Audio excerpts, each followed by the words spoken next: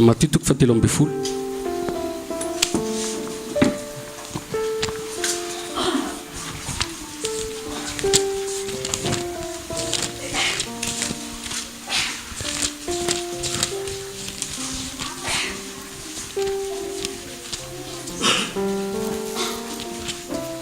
Matitoko fatelo amby folo andiny faefatra amby roapolo.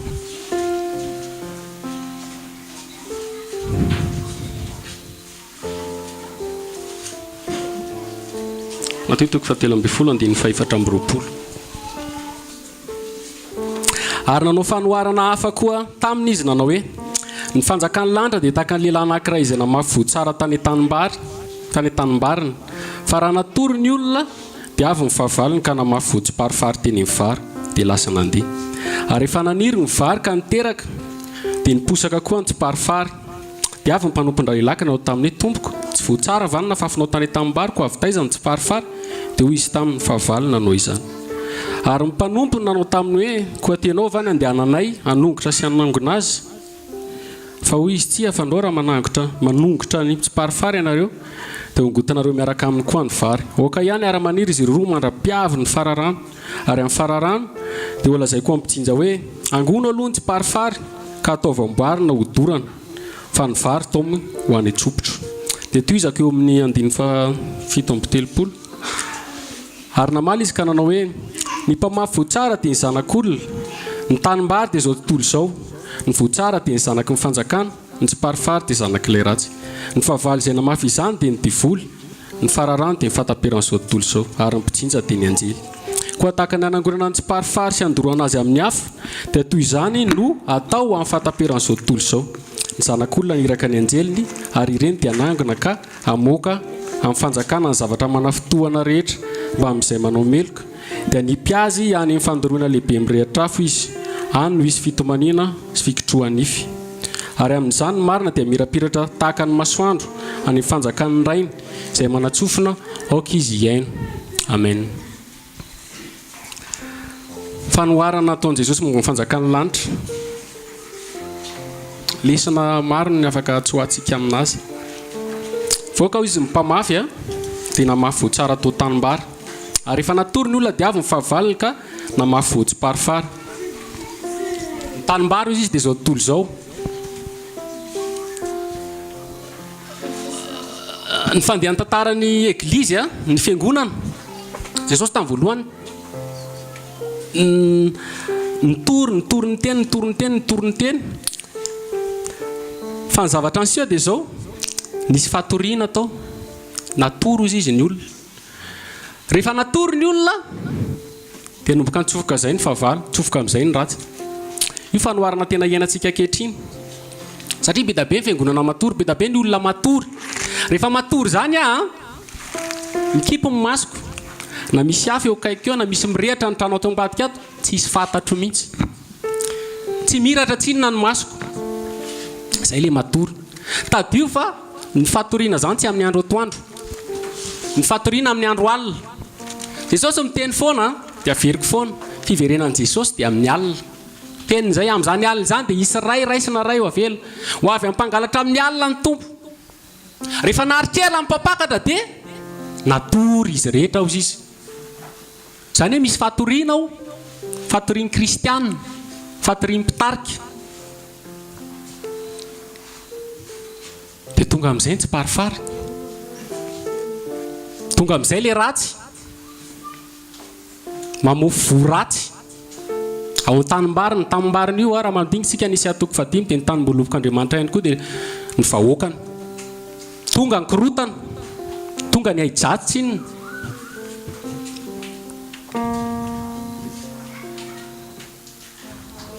Amin'Andriamanitra zany roa ihany misy, tsisy anankitelo zany, tsisy anankefatra zany.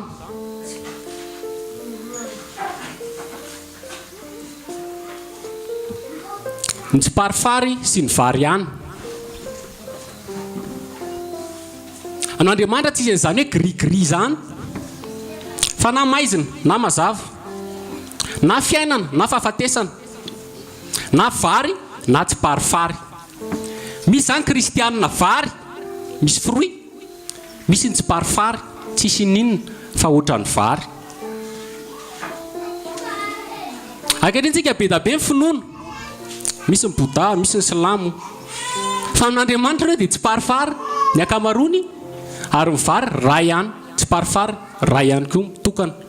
Fa Satana fetsy natao be da be le izy, dia lasa misahirantsika amin'izay ahoana raha ny tena ahafantarana ny izy. Tadio fa raha vao ianao zany tsy mahalala ny tena izy, dia ao anatin'ilay matory ianao. Zay mahatonga ny Paoly miteny hoe Petera moa zay azafady hoe dinio izy mifanahy rehetra na avy amin'Andriamanitra na tsy avy amin'Andriamanitra, mila discernement. Fa da be dia be ny kristianina amin'izao tsy fantany tsolo fa very fa izy daholo na satria samy mivavaka amin'ny Jesosy daholo dia tsy fantany tsolo le izy, satria famafao vary sy ny tsy parifary miara mitombo reo izy. Aza manatenitsika zany hoe amin'izao andro farany izao dia ialefy io fahataperan'izao tontolo izao io vao mijanona, miara mitombo ny vary, dia miara mitombo ny tsy parifary, miara mitombo ny mpaminany sandoka, miara mitombo ny fampianarana tsy izy, mara-pahatonga ny fiverenan'i Jesosy Kristy to. Fa misy ny mpanompona raha lehilahy, ny mpanompona ny raha lehilahy rery na fantatra hoe misy tsy parifary any eo tamin'mbary. Aiza ho aiza ianao zao mpanompona raha lehilahy ve? Zany hoe raha vao misy toriteny mandeha dia fantatra hoe tsy parifary zany, voaratsiny na fafitao. Sa mbola tsy fantatrao satria mbola matory ianao. Be da be ny kristianina matory, ary be da be vo mampatory. Le mampatory zany le iny moa le teneniko foana rehefa matory ianao amin'ny mamatinalina dia le manofo reny ianao.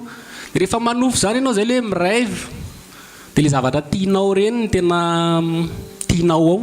Foaziny ianao zay mahatonga Jesosy hoe indro ny mpampiakatra, mivoa ozy izy mitsena ny mpampiakatra, efa tairina mihitsy ny fiangonana vao taitra, satria matory daholo. Dia le zavatra tiany ao anaty nofony ao. Hiditra amin'izay moa tsika rehefa avy ao ny ahafantarana hoe tsy parifary ty ao, ny ahafantarana hoe vary ty, dia mba hisokatra masom-panahinareo. Dia rehefa avy eo amin'izay rehefa misy toriteny hafahafa dia fantatra hoe tsy parifary zany, fa tsy voaratsy, fa tsy voatsara azafady. Dia hoy ny mpanompona relahy ka nanao tamin'ny hoe tompoko tsy voatsara vanina fa afinao tany tanim-bary ka avitaizany tsy parifary, dia hoy izay fahavalo nanao izany. Ary ny mpanompona nanao tamin'ny hoe koa teo ianao vany andehanana hanongotra sy hanangona azy. Motivation mpanompona raha lehilahy inona izy nareo? Hanongotra, androdana. Zay mahatonga anazy any amin'ny Jérémie, vakitsika kely Jérémie toko voalohany.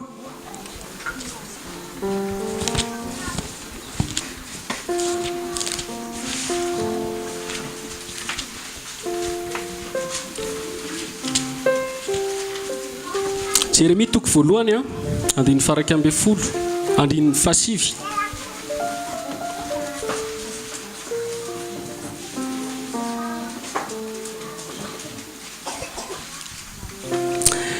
Dia naninditra ny tanany Jehovah ka nanindry ny vavako, ary io Jehovah tamiko, indro efa nataoko embavagnao ny teniko, ary indro aho manendy anao amin'izao andro anio izao, hanapahefana ny firenena sy ny fanjakana, hanongotra sy anjera sy andrava sy androdana ary anorina sy amboly.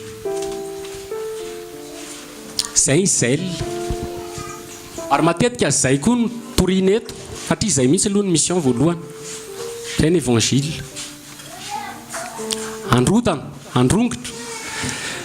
Hitanareo, matoy izay nongotana dia misy iny, misy faka. Ny vary io rehefa mandeha cyclone, izy moa cyclone dia potika vetivety ireo vary io satria ny voatsara mora potika. Raha vao tsy kolokoloinao io dia lasa vetivety. Fa ny voaratsy zany na dia tsisy rano io miraikitra be amin'ny tany. Ny fampianaran-diso zany miraikitra be io, ary tsy maintsy ongotana io zay vao miala tao. Zay ny mahatonga ny hoe rehefa mitory ianao amin'ny olona religieux miala tsiny, olona nitezaina tanaty fombafomba ela be, mafy be. Fa raha vao mitory ianao amin'ny olona mbola tsy tena nahainao Jesosy, mora resy lahatra avy hatrany iny, satria nisy faka tao. Dia marary io. Tamin'izaho vao nafantatra ny famarinana vao nitoriana zany, naharary io, tsy napahita tory. Dia nefa izay le mission. Mila sitomina mafy dia mafy. Ary raha tsy ohatran'ny tamboly, ny zavatra rehetra io tena miara-miasa, ary io mampianatra antsika. zay mahatonga n'Andriamanitra miteny amin'ny vavam-Paoly hoe ny herin'Andriamanitra tsy hita izy dia miseho amin'ny zavatra nataony satria zavatra rehetra eto amin'ity tany ity ninninna dia fampianarana antsika tena misy idiran'ny tenin'Andriamanitra daholy izy iray manontolo na resaka fitsanganany tena maty na resaka fiterahana tena izy iray manontolo zay mahatonga ny Paoly miteny tsy manakavaly tsika rehefa tonga ny farany.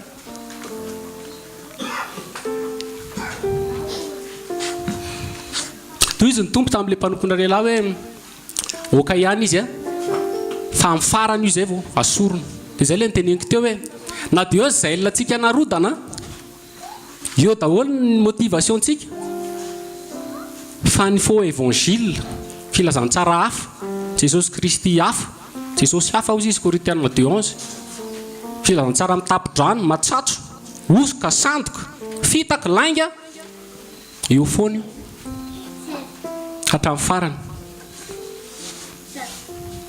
Toy izy Jesosy hoe akikely verina amin'ilay Luka teo tsy Matthieu azafady.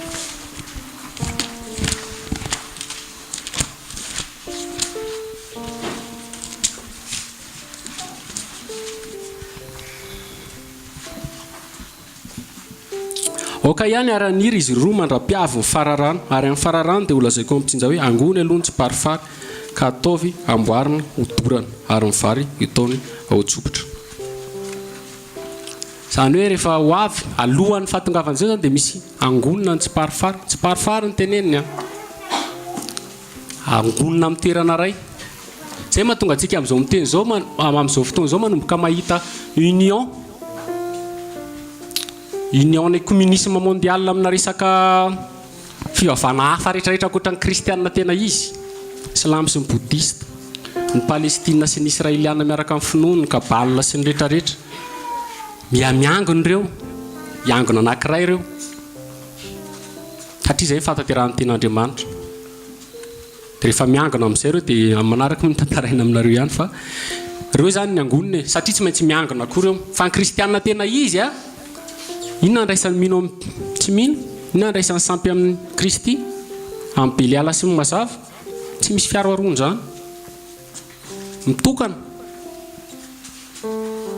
dia hoana ny ahafantarantsika n'izy sy ny tsizy hoana ny ahafantarantsika fa tiano izy dia tiany tsy izy amin'ny teny enono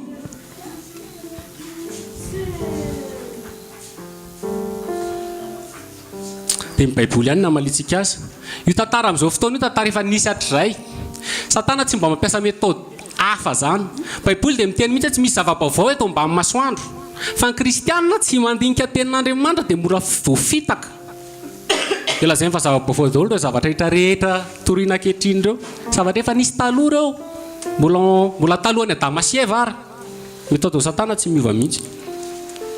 Dia mandeha antsika any amin'ny Genesis toko faharoa ahafantarantsika hoe ahoana ny tena filazantsara araka ny sitrapon'Andriamanitra ahoana ny filazantsara tsy araka ny sitrapon'Andriamanitra.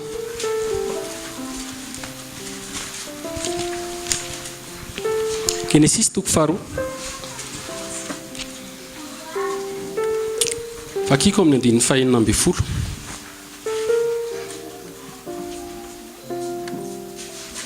Ary Jehovah Andriamanitra nandidy andray lehilahy hoe ny hazo rehetra eo amin'ny sa dia azonao hinanana ihany fa ny hazo fahalalana ny tsara sy ny ratsy dia aza hinanana fa amin'ny andro izay hinananao azy dia ho faty koa ianao. Ny voalohany nataon'Andriamanitra tamin'ny Adama io ny antsoina hoe fahamarinan'Andriamanitra fitsaran'Andriamanitra justice.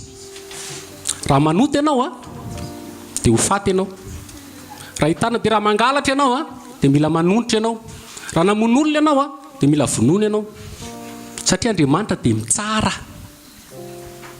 Andriamanitra dia marina ary mifameno ireo. Andriamanitra tsy niseho tamin'ny voalohany fitiavana zany amin'ny baiboly Genesis fa mila miseho aloha ny fitsarana sy ny fahamarinana dia zay vao miseho ny fitiavana. Filazantsara tena izy zay mahatonga ny rehefa miseho amin'Andriamanitra rehefa miseho Andriamanitra amin'ny mpanompona dia manino miororo daholo ny mpaminanina matahotra satria ho faty, satria tonga dia justice n'Andriamanitra amin'ny fahamarinany miaraka aminao mpanota tsy maintsy maty ianao. Fa ny filazantsara tsy izy dia inona tsy miteny an'io koa izy zay mahatonga Satana miteny any Eva eto hoe ary hoy menarana tamin'ny vehivavy tsy ho fatsy akory ianareo. Filazantsara tsy manameloka anao amin'izay zany hoe rehefa manota ianao tsy maty zany ianao ka tsy mety very zany ny famonjena io. Fa ny ten'Andriamanitra mazava fa fitiavana foana raha vao filazantsara fitiavan'Andriamanitra tsy mifandray amin'ny fahamarinana sy ny fitsarana. Miala tao fa tsy izy zay. Fa mifameno ireo avy eo zavaiko aminareo kely ny dikany hazo fijaliana marina. Abedabe ny tsy mahalala ny hazo fijaliana. Nisy fotoana nandeha nisy fahoriana zay dia niaraka tamin'ny olona zay dia izao no teneniny anahy tamin'izay. Zaho izy tsy mino hoe misy ny elo. Ary zany hoe fatratra ny fanontaniana ohatr'izany foana. Andriamanitra tiavy izy dia namorona ny elo. Fisainantsika dia izay, fa amin'ny Baiboly tsy izay. Io tsy nofo aman-draho izy manambara an'io fa ny fanahy. Fahitantsika maninona ary nisina ny elo ary inona dikan'ny fitiavan'i Jesosy. Fa misy ny elo. No fahamarinan'Andriamanitra nisin'io. Raha tsika zany namarina ny elo noho ny fitiavan'Andriamanitra dia diso fanamarinana. Satria raha te hanamarina ny elo tsika dia ny fahamarinana, fitsarana. Ohatra antsika eto hoe dikany hoe fitsarana dia misy tranomaizina. Foany ny tranomaizina dia tsisy ny fitsarana. Dia Andriamanitra mitsara marina koa izy dia maninona? Ny anazy indray tsy tranomaizina. Fa ny fitsarana dia misy azy dia ny azy elo ny antsony azy. Mandrakizay. Dia rehefa avy amin'izay vao miditra amin'ny fitiavan'Andriamanitra. Rehefa avy eo izay ho tantaraina amintsika azavaina moa zany. Ny filazantsara tena izy zany dia mampiseho amin'ny fitsaran'Andriamanitra, amin'ny fahamarinan'Andriamanitra. Fa ny anankiray tsy manameloka mihitsy. Nahafantarina amin'ny faux prophète ny mpamina ny sandoka dia vakintsika Jérémie 7:20 fa anisany ohatr'izay ihany koa. Jérémie 7:20.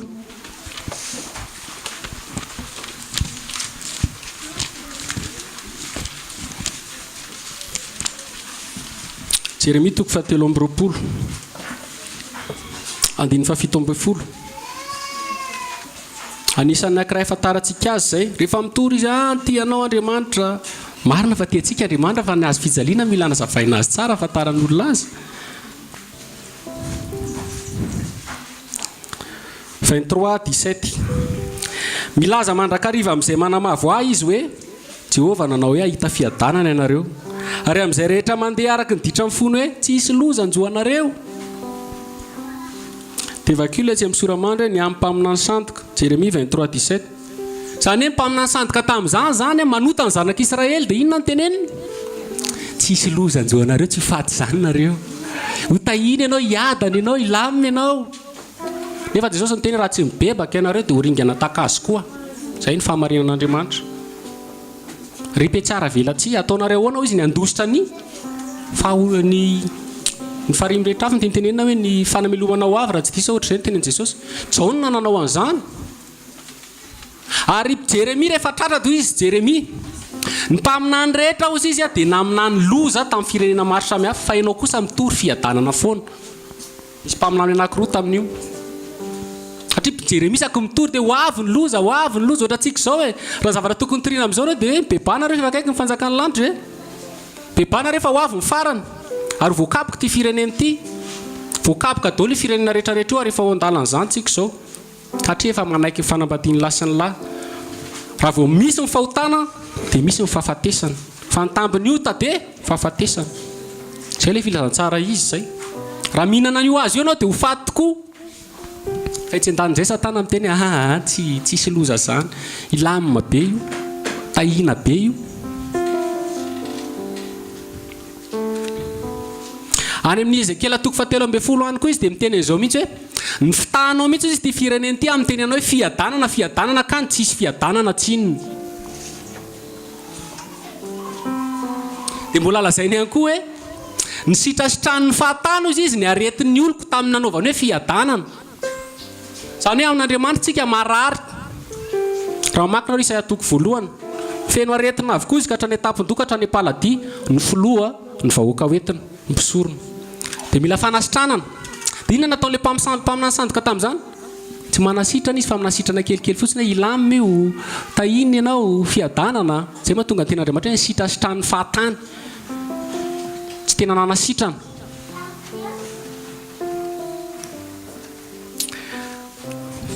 rehefa avy niteny izay Satana hoe tsy ho fatsy akory ianareo dia niteniteny mahafinaritra izay tiany olona rehetra izy dia hoe rehefa hihinana an'io ianao dia hisokatra amin'ny masonareo ho tahaka an'Andriamanitra, lasa tahaka an'Andriamanitra. Io aretin'ny Satana fomba fiasan'ny Satana tsy mampidina anao izany. Satana mampiakatra anao farany ambony satria aretina nahazo azy io tany an-danitra dia hitovy amin'Andriamanitra izy. Vakitsika kely zay. Vakitsika Isaia 14. Isaia 14 dia Ézéchiel 28.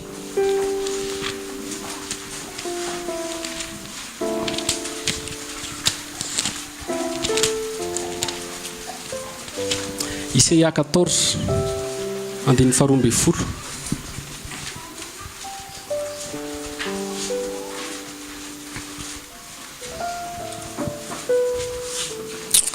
Indre latsaka avy any an-danitra ianao ry ilay fitarika andro zanaky ny maraina, voakapa enjera amin'ny tany ianao ry ilay mpandripaka firenena. Ary ianao efa nanao anan-kapoe any an-danitra ny akarako eo ambony kitan'Andriamanitra no anandratako ny seza fiandrianako, dia hipetraka eo an-tendrombohitra fivoriana any am-parany avaratra aho, hiakatra ho any ambony avonin'ny rahona ho tahaka ny avo indrindra. Filazana mpanjaka amin'ny Babilôna io tandindiny Antikristy. Dia hitanareo hoe fomba malian'Andriamanitra azy. Dia ohatr'izay koa ny Ézéchiel 28. Tiako sindrina aminareo dia io mihitsy ny aretin'ny Satana tamin'izany hoe ho tahaka ny avo indrindra. Dia manambony ireny zany. Dia atao hoe mahery ianao. Fa raha mandinika amin'ny Baibolitsika lalan'ny fihidinana io. Jerevy tsara, midina faingana ianao ry Zakaiosy, satria Zakaiosy mpamoretra, lehibe mpamoretra. Manamboly zany manan-katao zany. Dia hitady an'i Jesosy izy dia nanino? Nianika-azo eny ambony. Tsy mety amin'i Jesosy zany, midina faingana ianao ry Zakaiosy. Zanak'Israely raha vao mivonjena dia nanino? Tsy tonga dia nakany amin'ny tany Kanana. Fa voalaza mihitsy na dia akaiky azy zany izy dia nitaritin'Andriamanitra nakany ranomasimena tany amin'ny efitra. Jerevy koa ilay Jesosy andeha hiakatra any Jerosalema. Dia misy zana-biriky izy ery amin'ny vohitra ery. Hoety maka aty amiko izy, hoety midina. Izay vao mandeha miakatra any Jerosalema. Jerevy Namana, Siriana, général io. Andeha anatina ny Elisa. Dia tsy nanaiky nidina teny ambony soavaly, satria général ka. Manana eritreritra averiko fa hoaka aty Elisa dia ataony ohatr'izao ny tanany.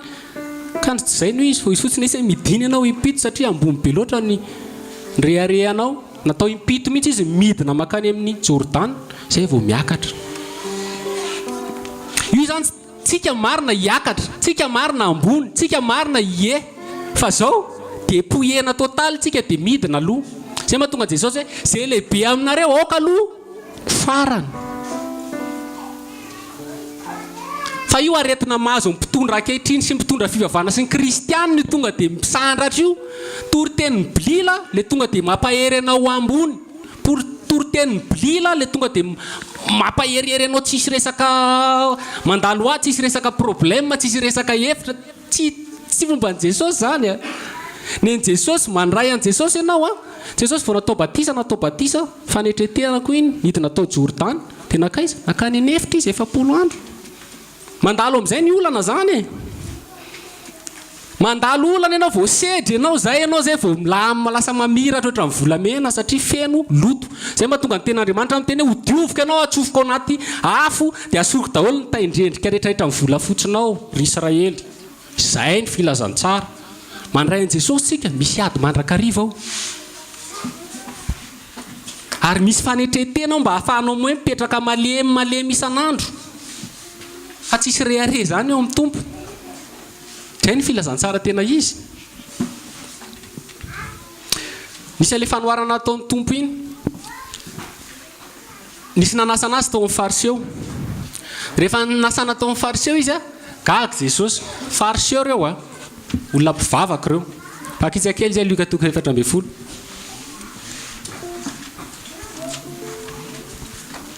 Luka 7:20 andininy 7.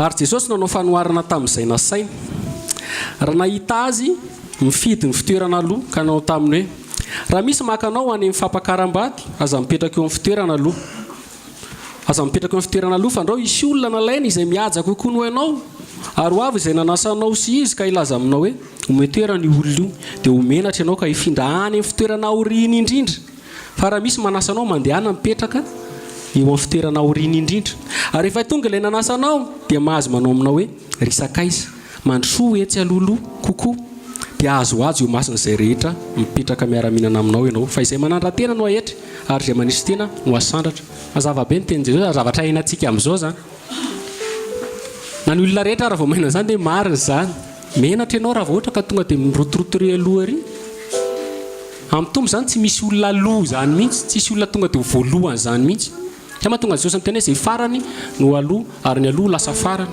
fa mihemotra aloha dia rehefa mihemotra ianao zay vao lasa mandeha efa fantatsika zany zao hoe zay no izy dia ny tsisy zany raha vao mifanohitra amin'izay raha vao tonga dia mampaherihery be reny dia efa tsy izy reny toy zakany ahitana zavatra be zany le teny conversation satana sy Eva sy izay conversation satana rehetra ato amin'ny baiboly ahitana ny toetrany dia rehefa nihaino an'izay Eva dia naninona amin'izay nahita izy io sisa ary hitana vehivavy izy izy fa mahafinaritra maso mateiza le vo io tenin'ny satana io vo ratsy afafin'ny satana io dia mampietsika amin'ny maso tenin'Andriamanitra mampietsika ny finoana samy hafa be raha avy ianao zay anaty fiangonana ka amin'ny masonao manomboka mitsiriritra ohatra hoe misy fiangonana ohatra zany ohatra hoe tsotsotra mipozinao ny olona rehetra mipozy be daholo ny olona zay mpihira rehetrarehetra ry manao akanjo tsara daholo ohatra menitra anao na complexe satria nany voratsy ny tao zay masonao no nandeha miala tao apiatsika filana satria ozy izy hoe nijery izy aloha dia avy eo nanina nandray dia nihinana nietsika amin'ny filana toriteny zay mampietsika filana ary zay tonga dia mifanohitra amin'ny tenin'ny tompo mamono ny filana zay ny croix mamono ny tena io tsy any amin'izany tsony ny zavatra ilainao rehefa tena filazantsara izy tsy any amin'izany hoe za nakatao za naka tsy any tsony fa maty amin'izany tsy mihetsika tsony tsy mitempo tsony na isy olona proposenao vola 4 milliard rehefa fa tsy amin'izany tsony ny sainao fa raha ianao zay mivavaka te anakarena lava te anakatao lava azo fahalalana ny tsara sy ny ratsy zay be da be izy eto be da be mihitsy zany eto satria ny tanjon'ny olona amin'izao anakarena fa raha mamaky ny baiboly tsika dia nisy mpanakarena ako amin'i Jesosy dia inona ny tenena midio ny fanananao rehetra meo malahelo dia manaraha izy tsy miteny fotsiny midio fotsiny dia ndana mandeha fa le vahaolana ray manaraka an'i Jesosy vakitsika kely Luka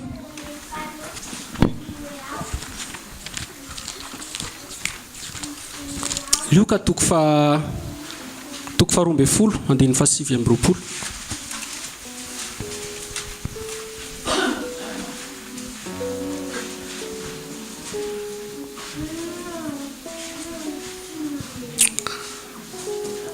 Luka toko 12 andin'ny fa 7 koa aza mitady izay hoaninareo na izay isitronareo ianareo ary aza mianahany fa nijetelisa amin'izao tontolo zao dia fatrapitady izany rehetra zany fa nirainareo malala fa tokony hoanareo izany rehetra zany kanefa ka tsao aloha fanjakany dia hanampy anareo izany rehetrarehetra zany aza matahotra riondry vitsy fa efa sy nisitraky nirainareo ny anomenareo ny fanjakana amidio fanananareo ka manaova fiatrana manaova kitapom-batsy tsy mety hotota ho anareo dia arena ny an-danitra tsy mety ho lany izay tsy azo mpangalatra sady tsy misy kalalao manimba fa izay hitoerany arenareo dia any koa ny fonareo mazava be ny tenin'ny tompo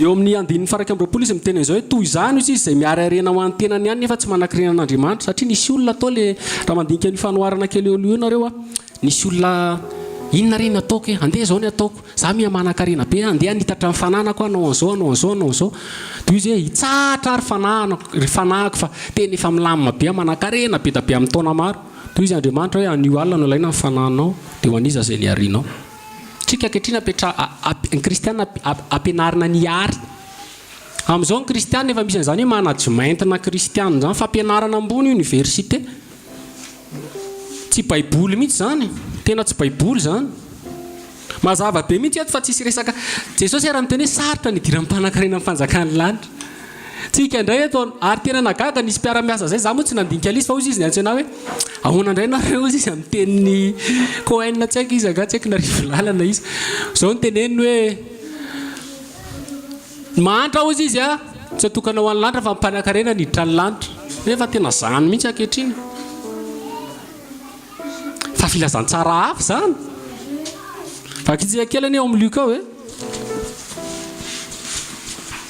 Luka toko fahenina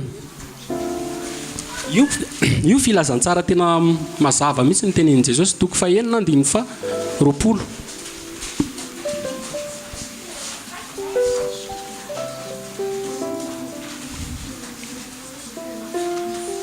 sambatra ianareo malahelo fa anareo fanjakan'Andriamanitra sambatra ianareo noana ankehitriny fa hovokisana ianareo sambatra ianareo mitomany ankehitriny fa iome ianareo sambatra ianareo raha alan'ny olona sy ariny sy aratsiny ary ho lavo ny toy zava-dratsy ny anaranareo noho ny amin'ny zanak'olona mifalia ianareo amin'izany andro zany ka mipita fa indro lehibe mivalipitianareo any an-danitra fa izany nataon-drazany tamin'ny mpaminany fa lozanareo izay manan-karena kosa fa efa azonareo izay nafapoanareo lozanareo izay voky ankehitriny fa mbola honona ianareo lozanareo izay mime ankehitriny fa mbola hory sy hitomana ianareo lozanareo raha misy milaza soanareo ny olona rehetra fa izany nataon-drazany tamin'ny mpaminany sandoka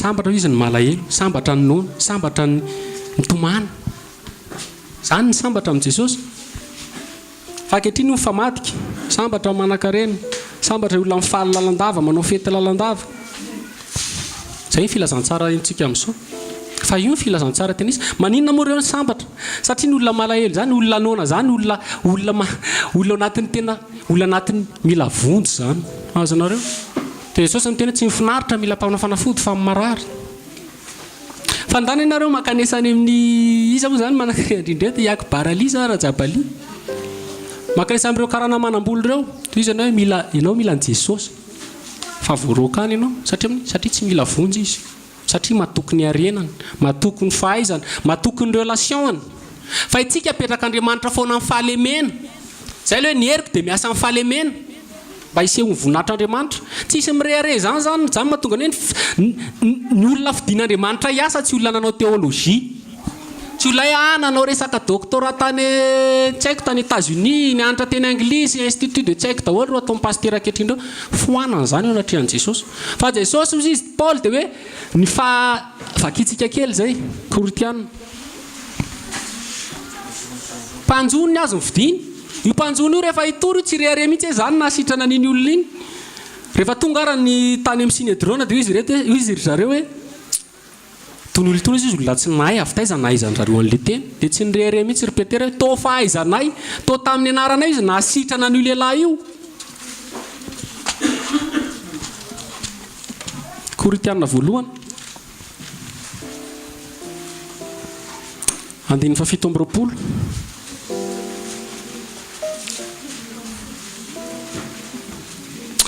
Koritiana voalohany toko voalohany andiny fa 17 azafady Koritiana voalohany toko voalohany andiny fa 17 Koritiana voalohany toko voalohany andiny fa 17 fa ny adala amin'izao tontolo izao no fidian'Andriamanitra hampamenatra ny endry ary ny malemy amin'izao tontolo izao no fidian'Andriamanitra hampamenatra ny mahery ary ny varazana amin'izao tontolo izao sy izay fanevateva ny fidian'Andriamanitra dia nataony tsy misy azy mba foanany misy mba tsy hisy nofo azo mirehare ao anatrehan'Andriamanitra zay ny filazantsara zay ny filazantsara zay miasa amin'ny fahalemena Jérémie ny fidiana toy izy Jérémie za mbola zaza loatra satria latsaky ny 20 taona izy tsy haiko 17 taona raha tsy diso reo mpampianatra no miteny an'izany nisy fotoana Jonas nitsoaka mihitsy ohatr'izany ny olona fidiany tompo Mosesy miteny hoe votsy vava tsy haiko no mitondra teny iza moa zany isy eo anatria amin'ny Farao nefa zany ny ilain'ny tompo ankehitriny be da be ny manao asan'ny tompo iazakazany izy amin'izao satria taloha zany nisy niteny misy hoe taloha izy ny pasteur zany tena mampalahelo sady tena hoe nampalahelo ny pasteur fa amin'izao izy tena alohan'olona raha mampanambady ny zanany pasteur satria pasteur amin'izao tena vola malaky mialatsiny manakatao businessman fa raha taloha tsy ohatr' izany io fiangonantsika koa toe-panahy fiangonana ankehitriny dia misy fanoharana amin'ny teneniny zao zay fanjakan'Andriamanitra izay tahaka ny voatsinapy izay kely indrindra tahaka ny vo fa rehefa nitsimika izy dia lasa hazo dia nidoroboka be dia mivoromanidina ny toetra tao dia avy eo izy miteny fanoharana hafa raiky ny toany hoe ny fanjakan'Andriamanitra dia tahaka ny vehivavy nakakoba intelo ny famarana dia naka sira dia nafangarongarony tao nandrapahazo ny sira tamin'izy rehetrarehetra fanoharana ny tany fiangonana io fiangonan'Andriamanitra io dia kely tamin'ny voalohany 12 dia avy eo 20 dia nitombo dia miparitaka dia nitombo be amin'izay izy tonga 300 taona tateoriana Constantin no nitondro midoroboka be lasa mivelatra be dia lasa nampiditra fampianarana diso tao dia lasa namorona intsony hoe katolika mandraky tiny androany dia ozy izy hoe nivoromanidina ny tao dia eo alohan'izay vakinareo ihany io Maty 7:10 Jesosy miteny nivoromanidina izy dia ny fanahy ratsy izany hoe amin'ny voalohany mety hirehatra amin'ny fiangonana amin'ny voalohany nisy tokoa ny fifoazana teto Madagasikara Lutera reny nisy amin'ny foazan'ny tompo daholo fa rehefa miabe io dia tadio fa babela zay niaran'ny vory niaran'ny tangorona dia rehefa miabetsaka io Jesosy tsy miasa amin'ny be zany tadio ny tantarany Gideon roa alina mahery ny fidina 300 lasa isan'ny nasain'ny tompo nipetraka satria Jesosy tsy miasa amin'ny olona be vitsy izy nahita ny fanjakan'Andriamanitra vitsy ny mahita an'io fa malalaka ny lalana ny fahaverezana dohatrizay koa le vehivavy dia fiangonana naka masirasira zany fahotana Paul miteny hoe soro masirasira ela koba zany zavatra fotsy vary voatoto madio tamin'ny voalohany fiangonana madio fa nisy vehivavy naka fahotana be da be dia natambany dia nahazo azy rehetra zany hoe maloto daholo fiangonantsika ankehitriny feny fahotana satria matory kipo maso misy fijangajangana ao am-piangonana misy kolokolo ao am-piangonana misy fangalarabadin'olona ao am-piangonana tsy mahita mihitsy ny mpitarika satria matory manofinofo katikaty raha trano mialatsiny fa zany ny zava-misy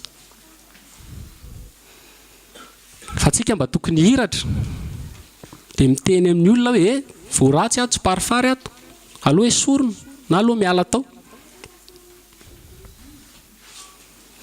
dia rehefa nanoty Adamaseva dia inona zava-niseho ny tanjaka ny jily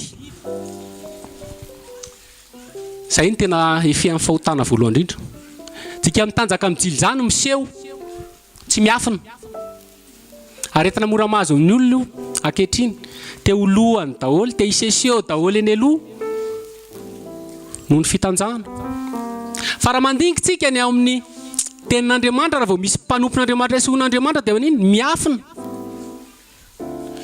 Mosesy rehefa niseho tamin'i Jesosy tany amin'ny tendrombohitra Sinay dia nanino nalainy ny akanjony izy dia niafina izy ny saritava zay mahatonga hoe teneniko foana ho misy serafiny misy anjely be dia le serafiny reo manodidina azy dia anakenina ny elatra an'ireo dia io elatra anakenina dia voalaza mihitsy ao amin'ny Isaia 9 hoe ny roa nanarona ny tongony roa nanarona ny tavana any roa na ny dinana izany hoe misarina be reo anjely reo tsy mijery an'Andriamanitra zany tsy miafina zay mahatonga any amin'ny apokalipsy rehefa midera ny loha olona midera ny anjely dia voalaza mihitsy hoe niondrika ambany dia ambany rareo nidina ambany dia ambany miafina tsika zany fa tsy mitanjaka mijily makaravina viafy sisa iny no entina hiariko iny mampitanjaka foana iny asan'ny tenany koa iny amin'izay mbola be da be koa ny filazantsara ohatra zany hoe mampanao asanao mba hamonjy anao mba handrakotra ny fahatanjahanao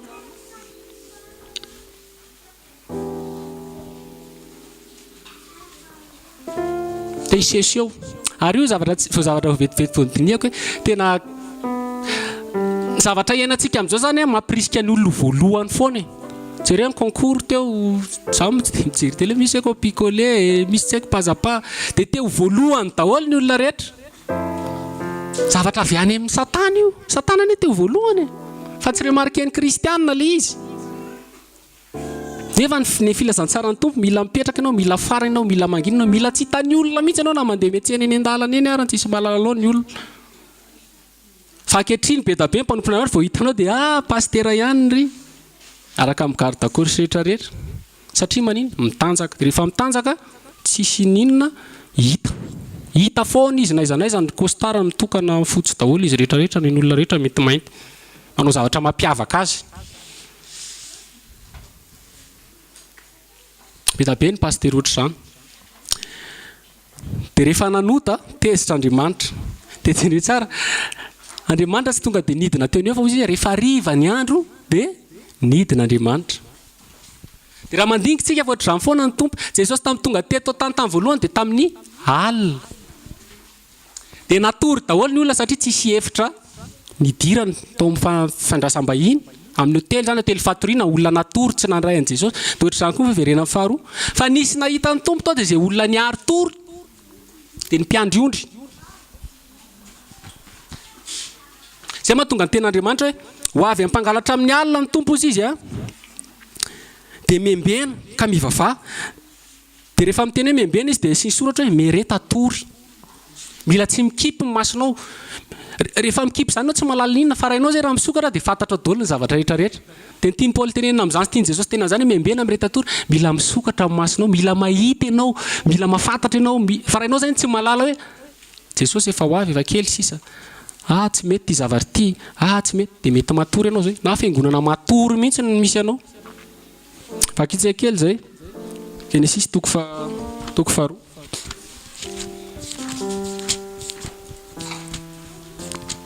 fa mitovy foana ny fiasan'ny Satana tena mitovy foana tsy miova mihitsy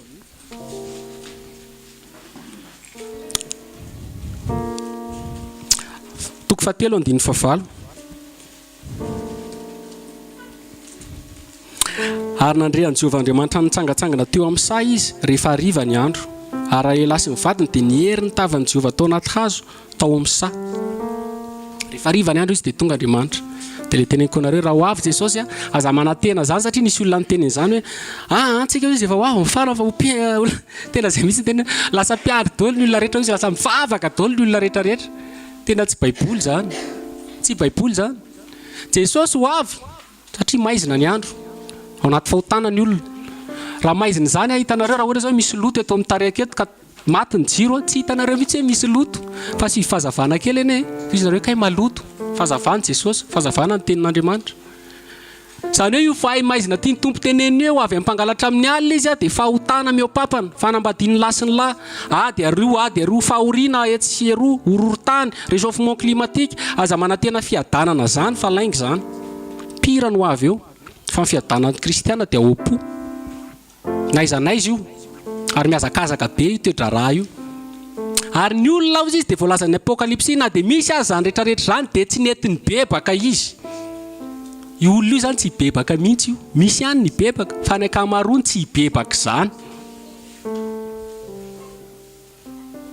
dia zay mahatonga Jesosy niteny hoe raha ho avy ny zanak'olona eny amin'ny ran'olanitra moa hita finoana ao ty ambony tany va izy tsy hahita izy satria ratsy ny olona tahaka zany ny Sodoma sy Gomora sy Lot rehefa ny ratsy tao Sodoma dia rehefa noho ny hariva ny andro izy dia tonga le anjely mandeha nakany Sodoma izy tsy miteny hoe tamin'ny maraina satria maraina zany fahazavana mandeha amin'ny fahazavana zany mandeha ao amin'ny tompo manao ny ataony daholo ny olona rehetra manao zay mety fa matoa zay hariva ny andro tonga tao Sodoma le anjely anankiroa nanota ny tao dia tonga ny fandringanana tahaka izany koa ny Noa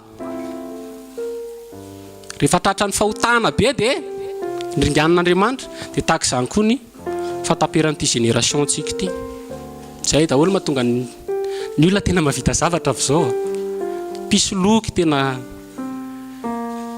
faratsiana tena satria efa maizina ny andro dia ho tahaka an'io ihany koa rehefa nanota Damaseva dia noho ny hariva dia tonga Andriamanitra dia ohatr'izay koa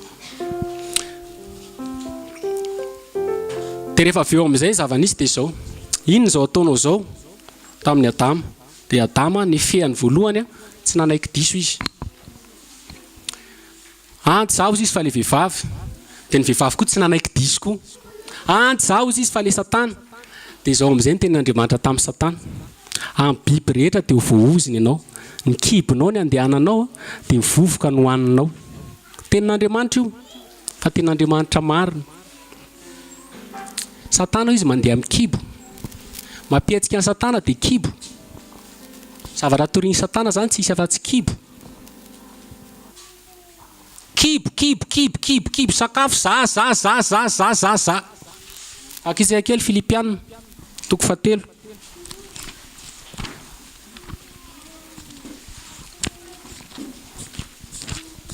Filipiana toko fahatelo.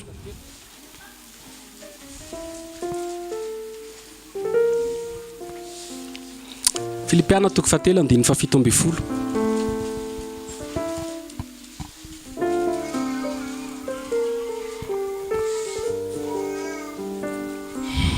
Ry rahalahy, oka samy anaka ianareo ka diny izay mandeha tahaka ny anananareo anay ho marika.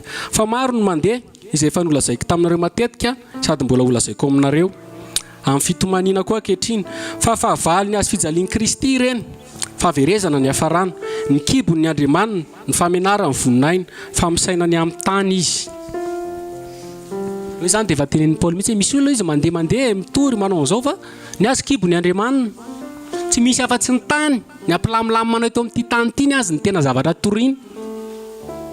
Vaokitsay koa ny Romanina toko fahinina amby folo.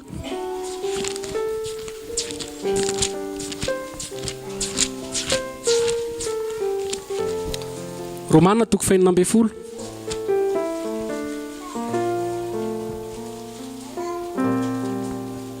Zavatra efa nisy taloha zany iainantsika amin'izao io e. Romanina toko fahinina amby folo andiny fahavalo amby folo.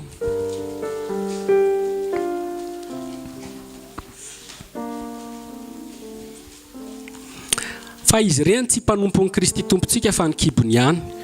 Ary teny malefaka sady tsara lahatra no amin'ny tany fony tsy ary saina. Fa efa niely any amin'ny olona rehetra nilaza ny fanarahanareo. 16:18. Fa izy ireny izy tsy mpanompo ny Kristy tompontsika fa ny kibony ihany. Ary teny tsara lahatra ozy izy no amin'ny tany fony tsy ary saina. Kibony ihany dia teny tsara lahatra. Misy olona tena mahay mandahan-teny be mihitsy e.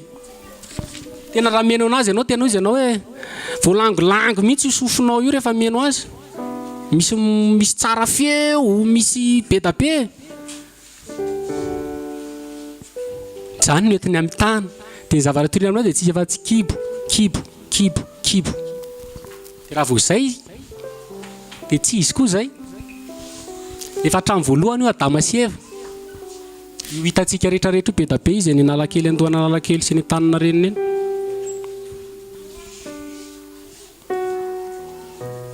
Dia izy indray Andriamanitra hoe vovoka hozy izy no hohaninao. Menarana zany da tena menarana ny jerenareo mihinana valala izy famaky loso ohatr'izany moka. Fa Satana io mihinana vovoka. Dia voalazan'Andriamanitra mantsy fa ny olombelona dia vovoka hody vovoka. Zany hoe Satana zany dia mihinana olona. Filazantsara torin'ny Satana zany dia filazantana manaikitra olona. Filazantsara ianao mihitsy no hohaniny, volanao lasany, ny ampahafolo-karenanao lasany.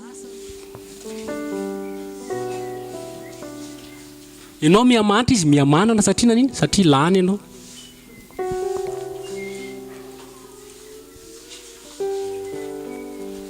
Lany tanteraka. Ary efa hitanareo ohatra hoe hihinana sakafo zany ianao hoe sakafo matsiro mba tena hatsiro ilay sakafo dia manino? Haingona tsara, atao tsara tena ohatra ianao gâteau ianao ataonao amin'le mety tsara aminao iny mihitsy dia zay vao hohaninao e. Tiako tena amin'izany ohatra izany méthode ny Satana rehefa tena te hihinan'olona izy. Satana tsy ho avy aminao iseho anao miaraka amin'ny rambo sy tandroka roa zany dia sainime zany. Fa Satana hozy izy dia tahaka ny anjely mazava ny sehoana. Ianao raha mahita ny Satana hoe ito Satana maizina be tsy hisy olona vovoka. Zay mahatonga anazy mpamitaka e. Fa zavatra tianao no ataony eo aminao eo, teny tianao, zavatra mampaherery anao, kolokolo tsara mihitsy anao mba tena lasany amin'ny filana amin'izay ianao dia tratra ianao rehefa avy eo.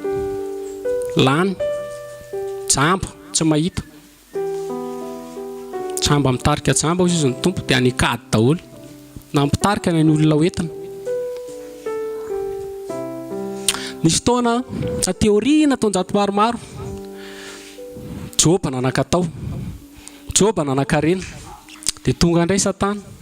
Tiana indray izy tenen'Andriamanitra tamin'ny Satana. Faly ery Andriamanitra tamin'ny Joba io izy mpanompoka tena matoky io, tena miorina tsara io. Dia Satana moa tsy fanantenan-javatra fa izy ny antenany Jehovanao ry Andriamanitra. Zany hoe zany ny fiasan'Andriamanitra, zany ny fiasan'ny Satana.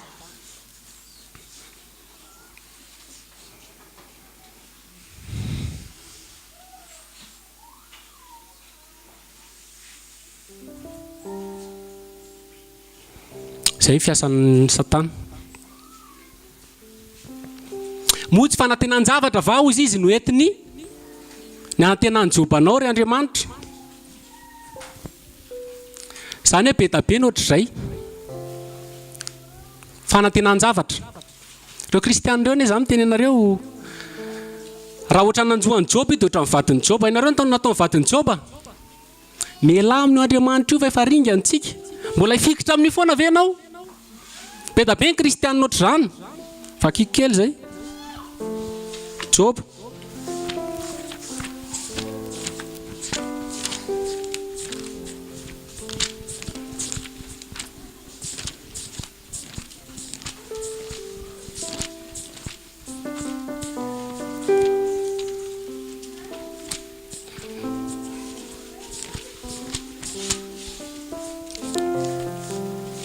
Rehefa sendra ny mafy Joba, fisedrana mafy, dia izao ny voalaza Joba 2:7. Joba 2:7. Ary io vadiny taminy, mbola mitana ny fahamarinanao ihany va ianao? Mafoizan'Andriamanitra ianao dia aoka ho faty. Fa hoy izy taminy, tahaka ny teny anankiray amin'ny vehivavy, adala ny teninao. Moa ny soa ihany va no raisitsika amin'Andriamanitra fa tsy ny ratsy koa. Be da be ny kristianina tsy mihina ilay tenin'i Jesosy hoe ny zavatra rehetra dia miara-miasa soan'izay ten'Andriamanitra. Tena zavatra rehetra io. Doute. Zavatra rehetra, tena zavatra rehetra miara-miasa soan'izay ten'Andriamanitra. Na fahafatesana aza, na aretina, na ratsy na tsara. Amintsika izy mety ratsy. Ary ny tena mahasitrana arany izay ilay teneniko hoe zavatra rehetra ane dia ampitaon'Andriamanitra mampianatra antsika. Ny tena manasitrana zavatra ratsy. Raha marary ianao zao raha trondromina, nga tsara moa ny trondromina. Raha marary ianao hinana nivakinina, nga tsara moa ny nivakinina. Efa mahasitrana anao io. Ianao zany raha tena te ho sitrana sy any dia zavatra ratsy tena zany mampamafy toto anao. Zay daholo mahatonga hoe mpianatra ny tompo anaty problème foana. Zay mahatonga ny Paoly vaky sambo, voakapoka, tratrany temaina, efa ho faty, nitoram-bato. Zavatra ratsy zany fa fanafody ho azy. Fa raha ianao hinana siramamy foana na hoe sakafo matavy foana, marary ianao. Dia nisetranany io Joba. Fa mino fa ny kristianina tsy ohatran'ny Joba. Kristianina ohatran'ny vadin'ny Joba. Dia tonga dia miteny hoe vavaka ihany fa ohatran'ny problème be ty mivavaka ty fa aloha miala fa ary amin'ny tiktak doa ary zao vetivety tsy mila fisedrana tonga dia 4 ny azo. Satria tsika mantsy ty zavatra vetivety ka. Ty zavatra eo ny eo. Jesosy tsy eo ny eo zany. Jesosy tsy mba miasa eo ny eo fa amin'ny fotoanany. Voalaza foana izy amin'ny fotoanany. Io lalana makany Israely, Egypta Israely io lalana tsy haiko 3 andro moa sa herinandro. Fa 4 taona vao tonga. Fa io arakaraka ny toetranao tonga amin'ny tompo. Raha ianao zay nisy zavatra ela be tany dia ilay niteneniko teo ho fongorana ianao, misy asa be, dia elaela ianao zany zay vao tena hoe mafy tsara. Fa raha ianao hoe olona tena misy olona hoe tsotra be, tena ohatra hoe olona tsy dia tena hoe tsika samy diso daholo hatrehan'ny tompo fa tsika samy hafa daholo fitantanan'ny tompo antsika. Dia ianao mety vetivety ianao dia efa fantatro daholo ny rehetrarehetra mety efa miorona tsara. Dia ohatr'izay ny fiasan'ny tompo. Arakarakitsika io mahela sy mamafy ny tena hoe mahatsara azy dia mila obéissant, dia mila matoky, dia mila miorona. Tsy mila be fanontaniana amin'ny tompo na sedra olana na nandalo ny sambo na nandalo tafio-drivotra. Zay ny ilaivana an'i Jesosy. Ary io ny tombony an'ny kristianina. Tombony an'ny kristianina anie problème. Za mifaly mihitsy amin'ny problème. Tena mifaly aho, tena marina. Satria hitako hoe malemy a. Dia rehefa hitako hoe malemy a, dia mila vonjy a. Dia tonga ilay teny teo hoe tsy mifinaritra mila mpanao fanafody fa marary a anatina olana. Dia moramora kokoa zany ny hitadiavako an'i Jesosy. Fa raha za ilamina foana mandavan-taona dia manadinodino ny tompo a. Variana alozako mieritreritra zavatra be. Fa tiako mihitsy tairin'ny tompo kely indray aho ohatra anatin'ny olana. Zay ilay ranomasina dia misamboaravoaro. Fiainantsika io. raha masina izy dia firenena rehetra tsika zany manotro zao foana fa io any an-danitra rehetra misy an'le ranonony tony any tsisy problème tsony any tsika vao milamina fa raha eto tsika ambony ambany ambony ambany ambony ambany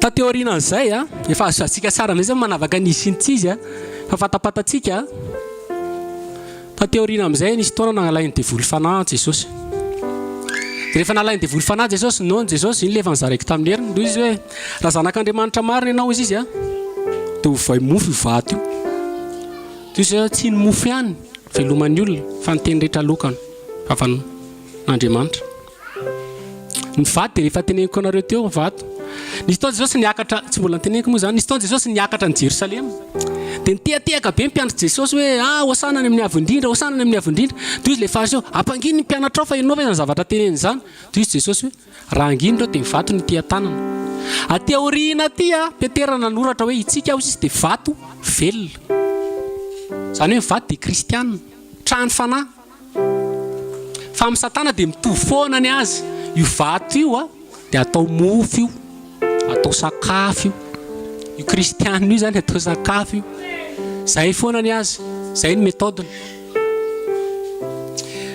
dia avy eo nampiakariny Satana zay foana Satana tsy nitondra Jesosy nidiny zany tsy ao anaty baiboly zany fa Satana nitondra anazy niakatra amin'ny tempolo farany ambony indrindra beta be ny olona ataony ohatry zany amin'izao oentiny miakatra any farany ambony indrindra présidentny tsy haiko any faratapony ihany tempolo izy dia tany amin'izay izy toy izy hoe menjera ianao tena tianyteny hoe manaovy ianao fahagagana dia inonareo reo olona mivavaka amin'ny tempolo reo le miracle toy izy Jesosy hoe aza makafanana Jehovahandriamanitra ao hainareo makafanan'Andriamanitra fa akitsika Exodosy toko 17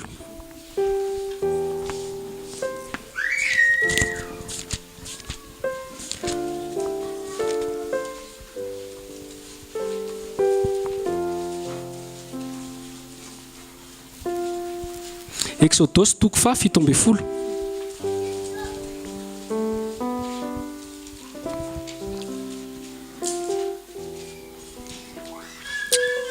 andiny 7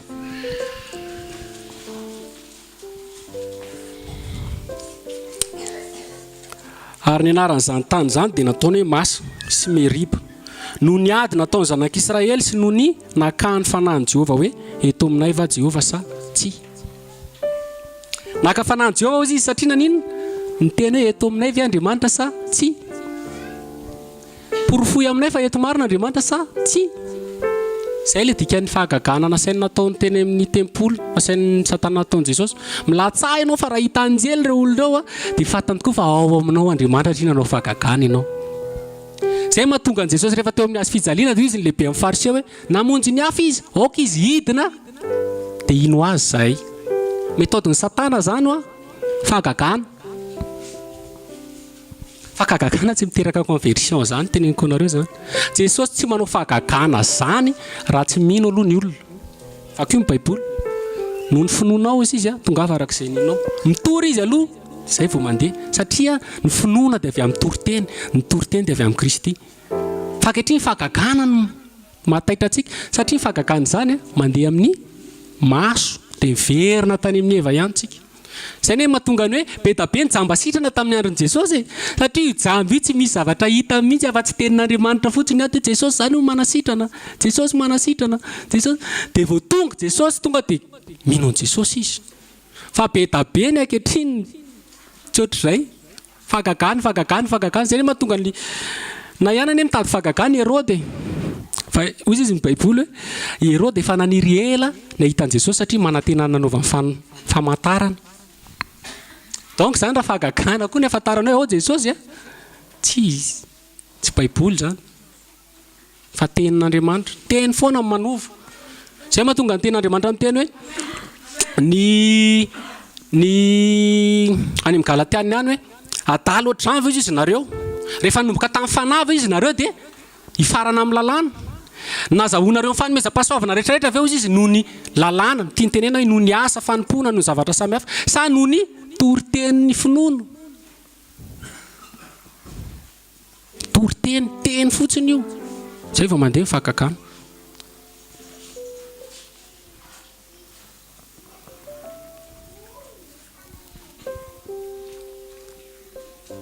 Satria moa tsika efa le fangagana zany pirofo ary io ny azaka zany mpanompon'Andriamanitra amin'izao fa io tsy pirofo mihitsy hoe ao ny tompo e. Ankehitriny efa tsika hoe tsy mitory tsy misy pirofo zahay. Zany tena satana mihitsy zany. Fa tsy zany ny eo amin'ny tompo. Tsy zany mihitsy ny eo amin'ny tompo. Jesosy rehefa manasitrana dia vaky tsara ny Baiboly fa izy hoe ary nandrara azy izy tsy lazalazany amin'izany. Matetika Jesosy miteny satria maniny satria fampianaran'i Jesosy dia aoka tsy ho fantatry ny tananao ankaviny atao ny tananao ankavanana. Jesosy zany tsy nieboebona nanao famantarana ary. Tsy nanao hoe proveko aminareo fa zany fa jereo fa nisy boka folary isitrana. Jesosy miafina foana. Ketriny efa tena vily tanteraka mihitsy filazantsara. Ny farany nataona noentiny izay foana tadinareo satana mitondra miakatra noentiny niakatra mitendrimboatra avo dia avo indray Jesosy tsy ankoatran'ilay tempolo dia nasehony indray mpimasony arena rehetrarehetra. Rehefa any ambony be any ianao dia manan-katao be ianao any. Ohatra ianao rehefa filoham-pirenena ny faratapony any dia manan-katao ahitanao daholo izao tontolo izao. Anananao ny arena, anananao ny trano. Rehefa miakatra koa ianao ka tonga ambony be any amin'ny resaka ohatra fivavahana ny faratapony any. Ireny tena contraire an Jesosy satria ny Jesosy tsisy an'izany système pyramidal zany le tanareo le ohatra hoe monseigneur tsy haiko le rafitra. Ny Jesosy dia tsika rehetra izy dia pirala avokoa dia raha ihany pitarika. Jesosy zany tonga dia plat dia misy anankiray fotsiny eo mitondra dia izy. Zay mahatonga Jesosy miteny hoe ny olona izy rehefa nazy divay ela dia tsy tia ny vaovao fa izy ny ela ny tsara. Fanoharana nataon'ny tompo fa rehefa miaela ao anatina fampianarana anankiray ianao anaty rafitra anankiray dia manomboka mahita tsirony dia tsy te hiala tao tsony satria efa mety taloha ianao mety diakona mety lasa mpiandry mety lasa tsy haiko pastera mety efa manomboka mahazo grady ianao mantsinonao dia tsy tianao tsiny ny hiala. Rehefa mifaratapinao dia manaraka anao zao tontolo izao. Rehefa mifaratapinao dia manaraka anao vola. Rehefa ao anatinao vola toy izy ny Baiboly hoe vola mifototry ny ratsy rehetra dia miditra ao amin'izay ny rehetrarehetra fijangajangana kolokolo corruption maro samihafa. Dia be da be mpanompon'Andriamanitra mety taty ambany any fa ny entin'Andriamanitra ambony loatra. Toetrany tamin'izay mantsy le te ho tahaka an'Andriamanitra le te ho ambony dia mbola miverina ny voalohany ihany tsika hoe ho ambony ho lohany. Dia sola afaka amin'izay nanaiky fa Jesosy nandà. Be da be zavatra toriana ankehitriny. Zay ny anisan'ny teny hoe bazin'ny satana. Satana tsy mitoranao afa-tsy resaka hoe ianao voalohany tsy mandalo hoe makany farany ianao vao voalohany. Satana tsy mitoranao afa-tsy kibony tany nefa ny Baiboly miteny hoe sainy ny zavatra any an-danitra any amin'ny toeran'i Kristy. Fanjakantsika izy tsy atao amin'izao tontolo izao fa any an-danitra ary ihany koa ny andraisantsika mpamonjy. Tsy mitory izany. Satana tsy mitory ny justice-n'Andriamanitra amin'ny fahamarinana sy ny fitsarana raha vao mbola manomanota ianao dia any amin'ny elo. Fa tsy ho faty ianao, hilamina ianao, tianao Jesosy. Fahasoavana izany tsy very zany. Zany koa tsy izy zany. Hoy izy Paul hoe aza miavinavina hoy izy. Amin'ny Romanina 1:20 fa mitandrema fa raha ny tena sapana izy ny esoriny maika fa ianao koa no esoriny. Teny ny Jusy Jetlisy izy. Vakiky kely zay. Rehefa mitompo zany mila mitandrina be. Famonjena io mety very. Zany koa mbola vao ratsy afafy ankehitriny. Romanina 1:20.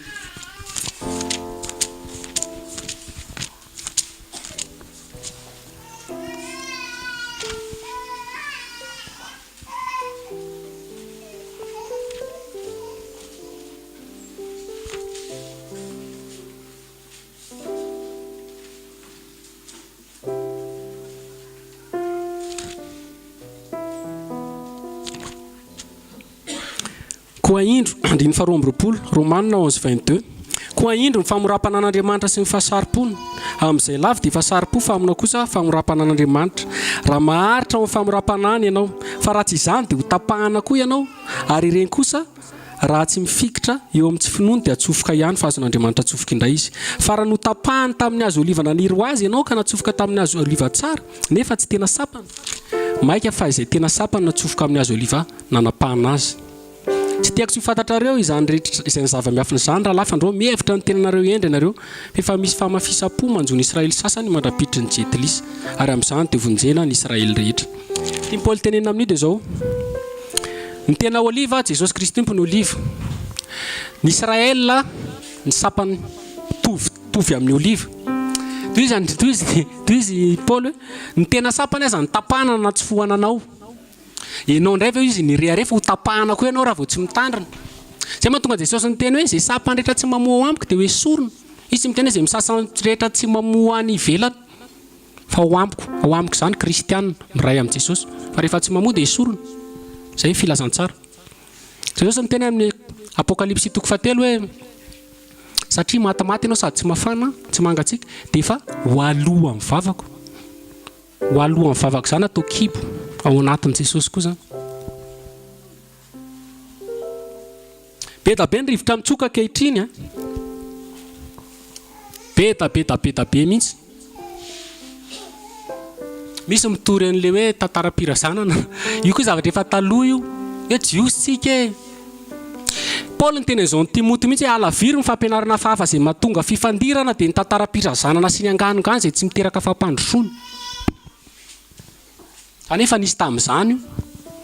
Tsika rery koa ny jiosy. Fa ny firenena rehetra misy jiosy daholo. Jiosy any nomboka 70 taona tany ny paritaka. Tsisy firenena jiosy. Misy jiosy polonais, jiosy frantsay, jiosy ougandais, jiosy Madagasikara, jiosy malagasy, jiosy États-Unis be da be zany jiosy. Fa tsy zany no mavonjy. Raha zany no entiko aminao eo tonga ao ianao jiosy tsika zany voaka anao faly be fa jiosy. Voka sigara ihany ianao. Satria tsy mifahafantaranao ny jiosy mahatonga anao afaka amin'ny sigara.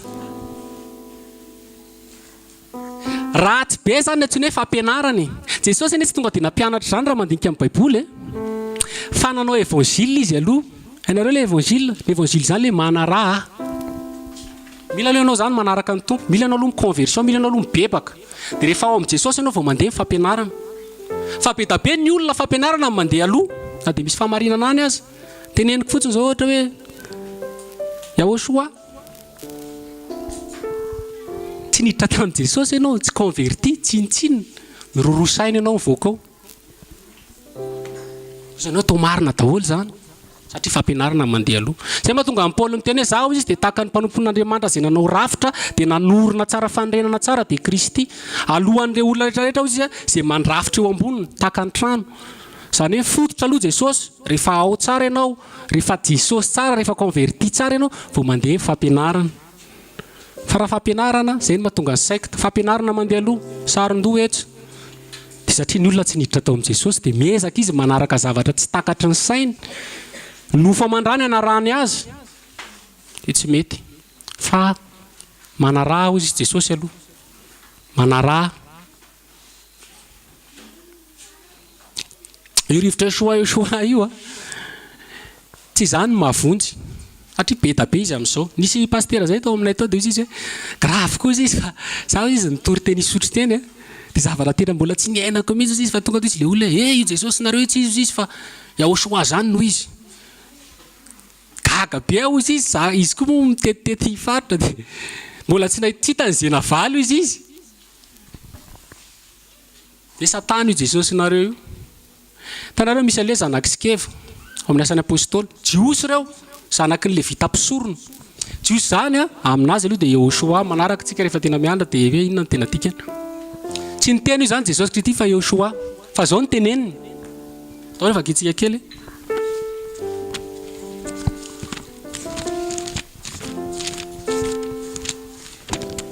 Apokalipsy asan'ny apôstôly 7:12.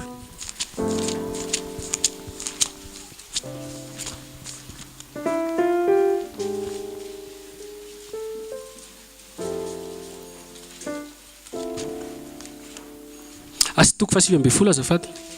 Toko 7:12.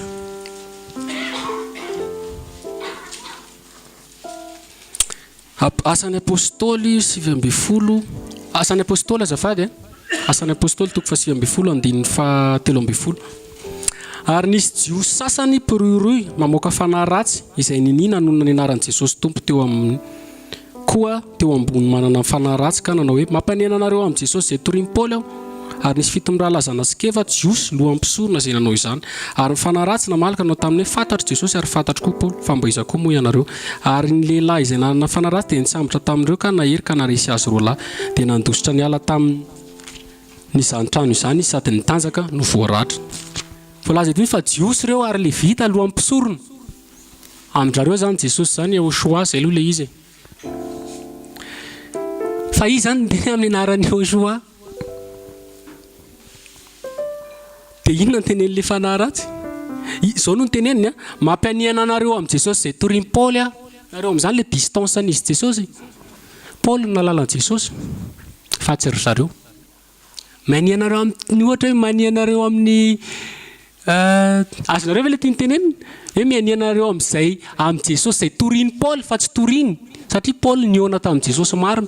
Zareo lavitra, nandinika fotsiny, tsy misy fandraisana amin'ny Jesosy. Dia izy ilay fanahy ratsy hoe fantatro Paoly ary fantatro koa Jesosy fa nareo mba iza. Satria tsisy relation amin'ny Tompo.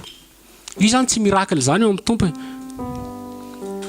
Fa zavatra iainanao, fiainanao, fifandraisanao amin'ny Jesosy no mivoaka ny ivelany.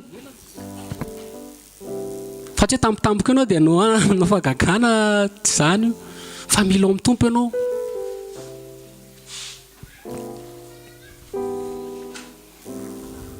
Fa mitandrehantsika amin'ny fampianarana fafy, tandrehantsika amin'ny voaratsy afafy be da be mihitsy izy amin'izao. Tsika zany tokony manana discernement. Raha vao mandeha ny toriteny za amin'ny radio tena be da be ny tsisy. Rano maloto. Ny zavatra toriana ankehitriny koa dia nofy. Ary za vao fitaka ny indroa. Tena sorako Jesosy aloha. Le olona le tany amin'ny elo reny tena dangereux be. Fa raha mamaky baiboly nareo, inona voasoratra ao? Nisy an'i Lazarosy le mahantra tao, nisy an'i Lazarosy mpanan-karena. Dia nitaraina ilay mpanan-karena. Irao izy Lazarosy mba andeha ho any amin'ny tranon'ny rahalahy fa manana rahalahy 5. Izy Abraham ino izy raha vao misy mitsangana amin'ny maty? Izy Abraham tsy mety ino izy na dia misy mitsangana amin'ny maty aza raha vao tsy mino Mosesy sy ny mpaminany. Teneny Abraham mihitsy fa Mosesy sy ny mpaminany zany ty aloha. Raha mino an'ity izy mino eo, mino izy raha misy mitsangana amin'ny maty eo. Fa raha tsy ino an'ity izy tsy ino izy raha tsy ino mihitsy izy. Be da be ny reny amin'izao nefa jereo fa be da be ny olona tsy mino. Moa fampianarana tao koa fampianarana sandoka. Misy mampandoha folo-karena. Raha mandinika amin'ny baiboly nareo la Jesosy raha tsy nampandoha folo-karena. Donc zany dia efa tsy izy zay. Satria ny kristiana ankehitriny ilay teneniko foana hoe mandeha maso. Inona hitan'i Jesosy? Ino izao? Inona ny teny moan'ny Tompo anahy? Ao mba teneny kely. Lasa ohatran'ny dokotera mihitsy ireny ankehitriny arahan'ny olona. Za vao fitaka an'ireny nampandoha folo-karena na indroa.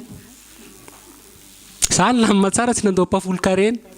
Tampotampoka eo mba sendra nieny temany azony olona avy tany amin'ny elo dangereux be. Tonga dia nandoha folo-karena satria izy tany amin'ny elo izy ilay olona tsy nandoha folo-karena dia natahotra azonareo amin'izay ilay dangereux amin'ny Satana. Dia niezaka zany eny amonjena anahy dia nofandovako folo-karena nandoha indroa. Asy efatra be fanako favaka tamin'i Jesosy tsy sitrako ty Tompo fa tena aloha-tsany. Avy eo moa ny Tompo nanokatra. Be da be fampianarana sandoka fafiny reny. Akombony mihitsy reny. Io nofinofy io ane rehefa nisy taloha vakitsika ihany Jeremia 7:20.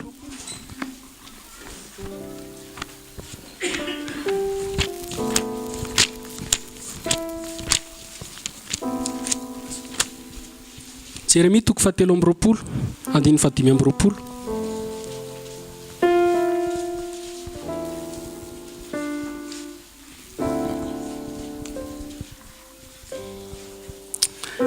Jérémie 23:25.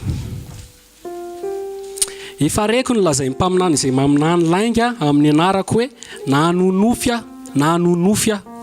Mandra-pahoviana moa no ao am-pon'ireo mpaminany izay maminany lainga sy maminany araka ny fitaky ny fony va ny apadiny ny oloko ny anarako amin'ny nofony izay lazainy amin'ny namany avy toy ny anadinoa ny razany ny anarako noho ny amin'ny bala. Ny mpaminany izay manonofy dia aoka izy laza nofy. Ary izay manana ny teniko dia oka nambaramarina ny teniko fa inona moa ny mololo arina ny vary ho Jehovah. Tsy taka ny afo va ny teniko ho Jehovah ary tsy taka ny kanota manorotoro ny vatolampy va. Tenen'Andriamanitra mihitsy eto fa misy ny manofy dia misy manambara ny teniny. Dia izy inona hoy izy mololo arina ny vary sakafom-panahy tenin'Andriamanitra dia anankiray ataony hoe mololo. Le inona io? Le nofy io. Dia izy io nofy io izy tsy zavatra ataony fa tsy manadino ny teniko fotsiny. Atria tonga ao anao dia nahita ny anona, nahitako Jesosy dia hitako ny ray dia ny volamena tsara be, tantara be ny enao mandrisy ny adiny roa. Fa alerenao tonga ny trano rehefa avy eo. Tenin'Andriamanitra tsisy fantatrao na ny ray azy. Dia adino ny tenin'Andriamanitra. Tsy mavonjy ny nofy. Aty foana ny inébranlable. Raha tianareo tsy hozongozona na misy nofy na misy inona na misy iny, ty foana hoanina. Fa raha vao mijoro amin'ity nareo tsy vao fitaka izany na hisy olona nsehon'i Jesosy ary. Ekeko ny tompo niseho. I Paoly anie tratran'izany. Hoy izy Paoly hoe nahita fahitana izy natao amin'ny tena na tsy tao amin'ny tena. Nakarina tany an-danitra aho izy. Tiany Paoly tenena amin'izany zao izy koa ny ainan'ireny le hoe noentin'ny tompo tany an-danitra. Vakikitsika kely Korinthiana toko faharoa. Korinthiana toko faharoa andininy faharoa ambin'ny folo. Korinthiana faharoa. Fa Paoly tsy niteny inona tany, tsy niteny mihitsy hoe Jesosy zany tena namiratra be. Zao ary ny teneny na iny zavatra tsy hainy tenena ary sady tsy tokony ho lazaina. Korinthiana toko faharoa andininy faharoa ambin'ny folo. Korinthiana toko faharoa andininy faharoa ambin'ny folo. 2 Corinthiens 12. Korinthiana faharoa toko faharoa ambin'ny folo. Tsy maintsy mirearea na dia tsy mahasoa azy izany. Fa androso ilaza fahitana fanambarana amin'ny tompo izany hoe nisy fahitana, nisy fanambarana. Malala olona anankiray amin'ny Kristy aho tokony 14 taona lasa izay. Natao amin'ny tena na tsy tao amin'ny tena tsy fantatro. Andriamanitra malala. Tiany Paoly tenina amin'izany zany hoe tao amin'ny tena hoe niala tao amin'ny vatany izy sa hoe tao amin'ny vatany tsy fantany milaza azy. Tareo ohatra n'ilay olona le hoe nandeha tany ireny dia hitany eo ny vatany dia ohatr'izay ny henan'ny Paoly. Ilay anankiray dia nakarina ho any amin'ny lanitra fahatelo. Ary malala olona anankiray aho natao amin'ny tena na tsy tao amin'ny tena tsy fantatro. Andriamanitra malala. Fa nakarina ho any paradisa izy ka nandre teny tsy azo tenenina sady tsy tokony ho lazaina. Ilay olona anankiray no ataoko rehare fa ny amin'ny tenako dia tsy irehare aho afa-tsy ny fahalemena ihany. Fa na dia te rehare aho zao dia tsy ho adala fa ilaza ny marina nefa tsy manao izany fa andreo misy olona mihevitra ho mihoatra noho izay ahitany ahy na izay andrenesan'ny teniko. Fa andreo irehare aho noho ny haben'ny fanambarana aho dia nasiana tsilo tamin'ny nofoko. Feziko izao ilay tiany Paoly tenenina. Nahita fahitana aho izy nakany an-danitra dia nahita olona anankiray aho izy tany natao amin'ny tenako ty na tsy tao amin'ny tenako tsy fantatro izy fa Andriamanitra malala zany hoe noentin'Andriamanitra izy zany. Dia izy hoe ilay anankiray izy ny tena ataoko rehare zany hoe le efa tonga sony. Dia nare zavatra tany izy sady tsy tokony ho tenenina ny tsy tokony ho lazaina. Dia raha mandrika amin'ny bokin'ny Paoly tsika tsy mahita mihitsy hoe tany an-danitra izy dia hoe nisy vola mitsisy an'izany eo satria tsy tokony ho tenenina ary tsy tokony ho lazaina amin'ny olona. Dia izy hoe mitady rehare aho izy noho ny habetsaky ny fanambarana zany hoe nisy fierté tao nisy rehare amin'ny Paoly za tany an-danitra dia nikapohan'Andriamanitra izy. Dia mipetraka tsara mihitsy aloha dia tsy nirehare ohatra ny ataon'ny olona rehetrarehetra hoe za tany an-danitra. Fa ankehitriny be da be ny olona nahazo fanamarana dia mirehare be. Izay ilay fiasan'ny tompo.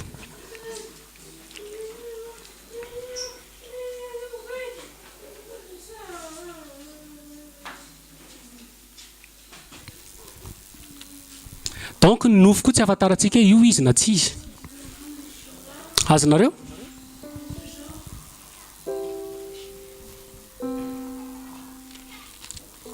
Fa tenin'Andriamanitra ihany. Dia izay ny fiasan'ny Satana raha tsorina sy raha fezina. Efa fatapatantsika zany zay dia be da bery zareo amin'izao dia miaitombo io. Azakaka tsika raha mbola isy koa olona nahita ny elo, nahita ny lanitra. Azakaka tsika raha mbola isy koa olona mety ho lasa bishopy. Azakaka tsika raha mbola misy koa olona misy fivavahana be da be. Azakaka tsika raha be da be koa no any Antsonjombe. Azakaka tsika fa ny tenin'ny tompo dia mahereza. Mission-tsika koa hanongotra na dia tsy maintsy hitombo ary ireo. Zay ilay mission. Dia manasa antsika rehetra hiara-iasa raha iasa amin'ny tompo androdana sy andrava fa potika amin'ny firenena zay ny mahatonga ny okapoko io potika jereva zao ny saisoraisa rehetrarehetra ka hatrany Afrika Atsimo any raha maka ny baiboly nareo izy ny baiboly hoe amin'ny andro farany izy dia ho lanin'ny masoandro ny olona ho mainy hafanana donc zany io hafanana io vao maika hiapira io saisoraisa io vao maika hiapira akeo ny baiboly any apokalypsy misy an'izay hoe menimenina ny olona no ny anontanyandro satria mamay loatra hozy izy le izy avy fafito ny heriny zao tsika mbola ohatran'io dia efa zao sahady tsisy ninona tsony eto fa potika eto ho avy Jesosy mahay resy tsika rehetra